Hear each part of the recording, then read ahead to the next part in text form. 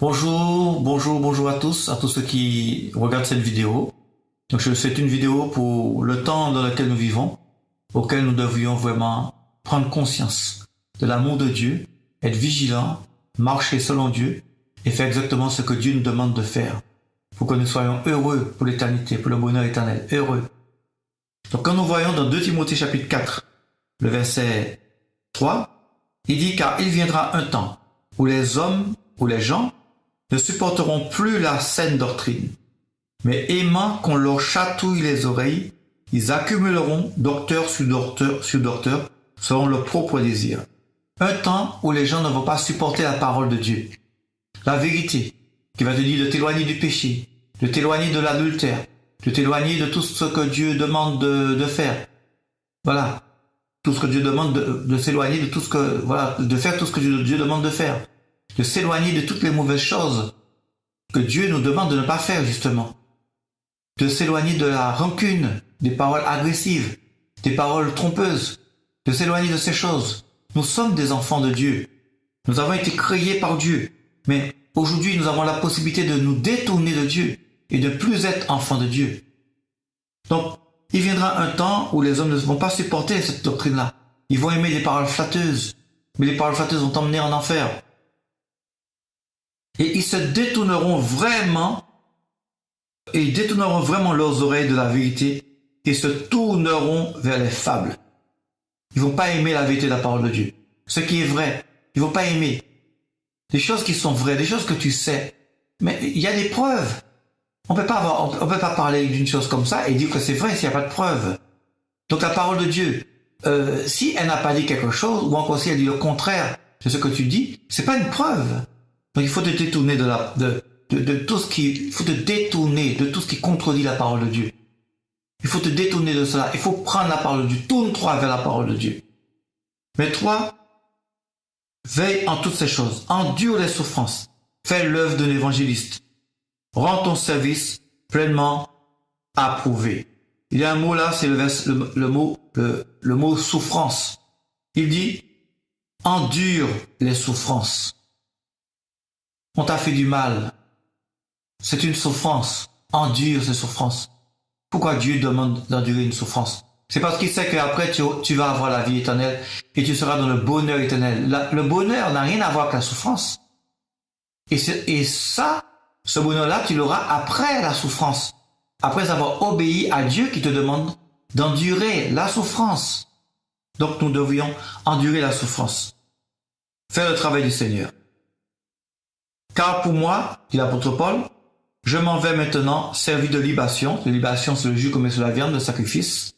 Et l'apôtre Paul se considère comme ça, comme le jus qu'on met sur la viande pour le sacrifice. À l'époque où le peuple d'Israël offrait des sacrifices pour le pardon des péchés. L'apôtre Paul dit qu'il sert de libation. Et le temps de mon départ est proche. Il dit le temps de son départ est proche. Il dit, j'ai combattu le bon combat. J'ai achevé la course. J'ai gardé la foi. Au reste, la couronne de justice. La couronne de justice m'est réservée. Et le Seigneur juste, juge, me la donnera en ce jour-là. Et non seulement à moi, mais aussi à tous ceux qui auront aimé son apparition. Tous ceux qui aiment Jésus. Tous ceux qui attendent Jésus. Tous ceux qui font tout pour avoir la vie éternelle. Il leur sera donné la vie éternelle, le bonheur. Ils seront couronnés. Il dit la couronne de justice. Ils auront la couronne de justice. Voilà. Dans Ésaïe, chapitre 30, verset 15. Car ainsi a parlé le Seigneur Yahweh, le Saint d'Israël. C'est dans le retour à moi et dans le repos que vous serez sauvés. Quand on retourne à Jésus, on prend dans son repos, c'est ainsi qu'on sera sauvé. Le repos. Parce que Jésus, quand on vient à lui, il nous donne le repos. Et Jésus, ce qu'il veut faire aujourd'hui, pour toi, quelle que soit l'heure qu'il est, en ce moment même, il veut te donner le repos. Il veut me donner le repos. Alléluia, gloire à Dieu. Donc, et pour cela, il dit, c'est dans le retour à moi. Donc je dois revenir à Dieu. Comment on revient à Dieu? Eh bien, c'est en lui demandant pardon. Seigneur, je te demande pardon pour tout ce que j'ai fait qui est mal. Je reviens à toi, Seigneur. Je sais que tu me pardonnes.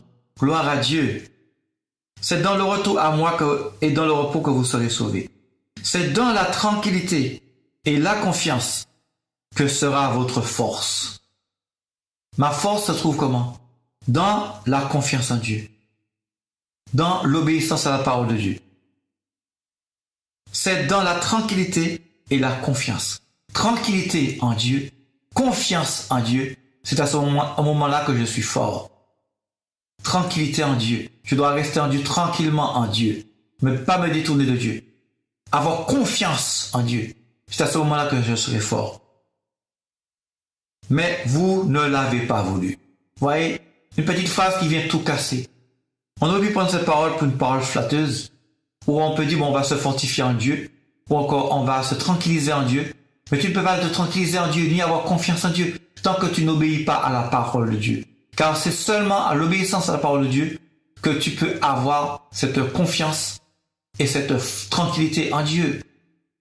Et c'est ainsi que tu seras sauvé. Et c'est ainsi que tu seras délivré. Tu auras confiance en Dieu, tu seras tranquille. Ta conscience sera tranquille parce que tu sais que ce que tu fais est en harmonie avec ce que Dieu te demande de faire. Il dit, vous n'avez pas voulu, ça veut dire, vous n'avez pas voulu obéir à Dieu. Donc on n'a pas voulu avoir ce bonheur, ce repos, cette tranquillité en Dieu. Donc on a une mauvaise conscience. Qu'on veut bien sûr cacher par plusieurs illusions avec des personnes flatteuses. Voilà. Et vous avez dit non. Vous avez dit non. Mais nous nous enfuirons à cheval. À cause de cela, vous vous enfuirez et vous avez dit, voilà.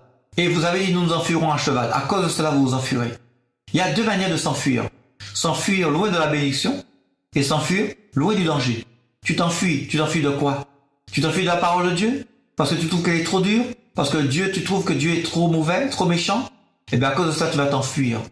Pourquoi? Parce qu'en Dieu, il n'y a pas que sa parole pour te demander d'obéir dans la souffrance. Mais il y a aussi la bénédiction qui te donne dans la vie éternelle. Et les deux sont ensemble. L'un ne peut pas se dissocier de l'autre. C'est l'obéissance à la parole de Dieu qui te donnera la vie éternelle. Donc, obéir à Dieu, c'est avoir accès à la vie éternelle, au bonheur éternel. Et c'est ce que Dieu veut te donner. C'est ce que Dieu veut me donner. C'est ce que Dieu veut donner à tous ceux qui croient. Et à tous ceux qui ne croient pas, et qui croiront plus tard, à ceux qui vont croire plus tard, Dieu va aussi leur donner, s'ils ont le temps, bien sûr, de croire. Et nous devrions vouloir ce que Dieu nous donne. C'est pour notre bien, c'est pour notre intérêt. Eh bien, si on ne fait pas, on va s'enfuir. On va s'enfuir loin de Dieu. Loin du bonheur, loin de la bénédiction. On va s'enfuir loin de tout ça. Nous monterons sur les chevaux rapides. Voilà, on va monter sur les chevaux rapides. Eh bien, à cause de cela, ceux qui vous poursuivront seront rapides. Ésaïe 30, verset 16. Ceux qui vous poursuivront seront rapides. Pas pour dire que vous allez pouvoir les semer, ou encore vous séparer d'eux, ils vont vous atteindre parce qu'eux aussi sont rapides. Dès que vous arrêtez, ils vous ont rattrapé. On a intérêt à obéir à Dieu. Dans Matthieu chapitre 11, c'est ce repos que Dieu nous donne. Il dit, venez à moi, vous tous qui êtes fatigués et chargés. Dieu veut nous donner le repos. Il faut le vouloir. Il dit, venez à moi, vous tous qui êtes fatigués et chargés, et je vous donnerai du repos. Prenez mon joug sur vous et recevez mes instructions, ma parole, l'obéissance à la parole. Il faut qu'on soit instruit. Seigneur, qu'est-ce que tu veux? Que veux-tu que je fasse? Qu'est-ce que tu attends de moi? Que dois-je faire? Parce qu'on doit obéir à Dieu. Et oui, car je suis doux et humble de cœur. Je suis doux. Avec Jésus, il y a une douceur. Avec Jésus, il est humble de cœur. Il y a un bonheur. Il y a une tranquillité. Pourquoi l'orgueil doit-il venir dans ta vie pour te détourner de Dieu? L'amour, la douceur, tout cela c'est en Dieu. Prends cela, il te le donne. Il te le donne. Prends-le. Gloire à toi, Seigneur. Car mon joug est doux. Car mon joug est doux. Et mon fardeau est léger. Gloire à Dieu. Dans Ézéchiel chapitre 33, verset 11, dis-leur, il est écrit, dis-leur, je suis vivant, dit le Seigneur, Yahweh. Je ne prends pas plaisir à la mort du méchant, mais que le méchant se détourne de sa voie et qu'il vive. Voilà ce que Dieu veut. c'est qu'on puisse se détourner de la mauvaise voie et qu'on puisse vivre. Détourner du péché, de l'adultère, du mensonge, des arnaques, des paroles mauvaises, des paroles destructives, des paroles pour faire mal, pour monter les uns contre les autres, tout ça par amour pour de l'argent, pour avoir le gain, tout ça parce que tu aimes l'argent, donc tu fais du mal aux autres, tu es prêt à monter les uns contre les autres, tu es prêt à les tuer, tu es prêt à leur donner des angoisses, tu es prêt à leur donner du stress, tout ça parce que toi tu veux être dans le bonheur. C'est de la méchanceté, c'est de la méchanceté, c'est de la méchanceté. Gloire à Dieu. Détournez-vous, 2 fois Dieu le dit, de votre méchante voie. Pourquoi mourriez-vous, maison d'Israël? Pourquoi mourriez-vous? Pourquoi mourir? Dieu veut te donner la vie, il veut te donner le repos. Il dit, venez à moi, je veux donner du repos. Pourquoi tu veux mourir? Dans Hébreux chapitre 4, verset 9, Dieu veut te donner le repos. Il dit, il reste donc un repos. Il reste donc un repos sabbatique pour le peuple de Dieu. Voilà ce qui te reste. Il reste un repos. C'est le repos éternel, le repos où Jésus viendra. Il te donnera le repos, mais ce repos n'est pas pour tout le monde. Ce repos, c'est seulement pour les enfants de Dieu. Il reste un repos sabbatique pour le peuple de Dieu. Ce repos, c'est pour le peuple de Dieu. Est-ce que tu es du peuple de Dieu? Alors si oui, le repos est pour toi. Jésus dit, venez à moi, vous tous qui êtes fatigués, je vous donnerai du repos. Mais il faut le vouloir. Il faut le vouloir. Car celui qui est entré dans son repos se repose aussi de ses œuvres, comme Dieu s'est reposé des siennes. Dieu s'est reposé de son repos au jour du sabbat, le 7e jour, quand Dieu a créé le monde. Et nous aussi, nous allons nous reposer lorsque Jésus reviendra. Faisons des efforts. Faisons des efforts. C'est vrai que le péché, c'est plus facile. Vous savez, construire une maison, c'est plus difficile que détruire une maison. Mais fais des efforts pour construire ta maison. Fais des efforts pour t'éloigner du péché, t'éloigner de la méchanceté, t'éloigner de la haine, t'éloigner de la rancune.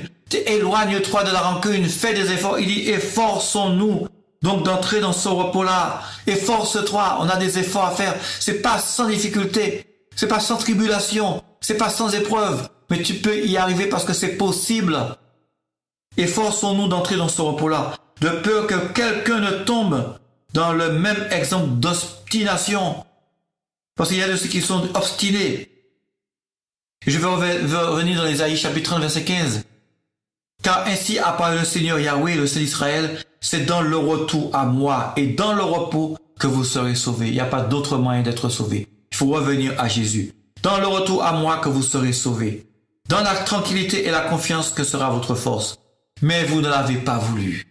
Il y a beaucoup qui ne vont pas vouloir. Il y a beaucoup qui ne vont pas accepter Jésus. Même quand toi, tu vas donner ton cœur à Jésus aujourd'hui et que tu vas décider de marcher avec lui, il y a beaucoup qui vont être contre toi parce que ceux-là ne veulent pas marcher avec Jésus. Ils veulent marcher dans la haine. Ils veulent marcher dans l'hypocrisie. Ils sont d'accord pour le divorce. Ils sont d'accord pour la séparation. Ils sont d'accord pour faire du mal à leurs enfants juste pour remplir leurs poches. Ils sont d'accord pour se séparer de leurs enfants juste pour remplir leurs poches. Ils vont faire ça porter sur le dos de quelqu'un d'autre. Ouais, c'est quelqu'un d'autre qui a mis les enfants contre moi, etc., etc.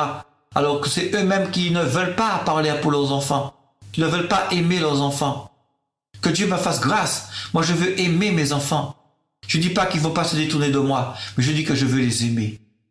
Enfant de Dieu, ne te détourne pas de ta femme. Ne te détourne pas de ton mari. Ne te détourne pas de ton père. Ne te détourne pas de ta mère. Ne te détourne pas de ton frère ou de ta sœur ou de ton voisin. Aie de l'amour pour tout le monde. Obéis à Dieu. Pas de rancune, pas de méchanceté.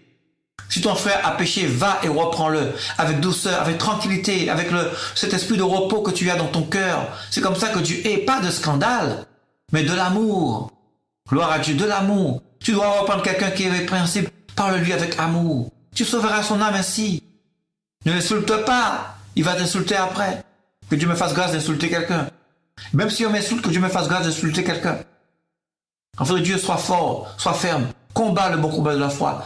Si tu as décidé de marcher avec Jésus, alors garde la foi, garde l'amour. Qu'importe ce qu'on va dire. Ta couronne, tu verras, ça vaut le coup. Ça vaut le coup de souffrir avec Jésus. Ça vaut le coup de souffrir des insultes. Ça vaut le coup d'être martyrisé. Ça vaut le coup même de mourir pour le nom de Jésus. Ça vaut le coup parce que le bonheur que Dieu va te donner, ce ne sera pas un bonheur de 2-3 jours. Ce sera un bonheur éternel. Que Dieu vous bénisse.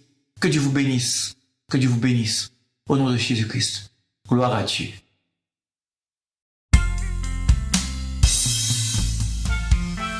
Père éternel, que ton règne vienne. Pardonne-moi mes péchés, car je veux vivre avec